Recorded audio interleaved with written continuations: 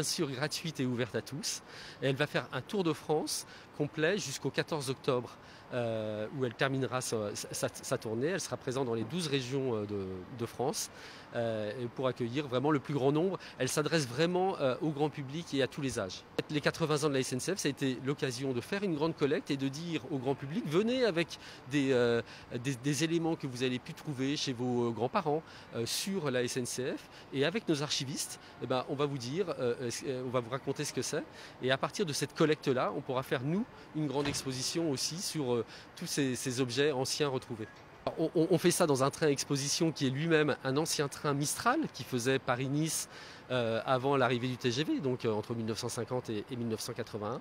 Et à l'intérieur, donc, on trouve un aménagement assez original, dans lequel à la fois on présente énormément de maquettes de trains, mais également beaucoup d'anciennes tenues, tous ces objets qui ont fait le quotidien du ferroviaire, et on se projette aussi vers toutes les nouvelles technologies, comment ont évolué par exemple les billets. Aujourd'hui on n'a plus besoin de billets matérialisés. Avant il y avait un billet, il y avait un composteur, il fallait imprimer le billet. C'est toute cette histoire-là aussi qu'on retrace. Aujourd'hui on peut découvrir donc à la gare de l'île Flandre la grande exposition sur les 80 ans d'innovation à la SNCF.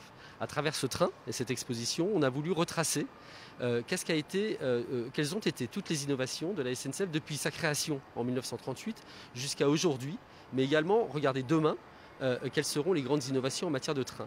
Et on s'aperçoit que dans ce train un peu rétro-futuriste, on retrouve toutes les grandes modernités qu'il y a eu, de la vapeur jusqu'au TGV, au TGV du futur de demain.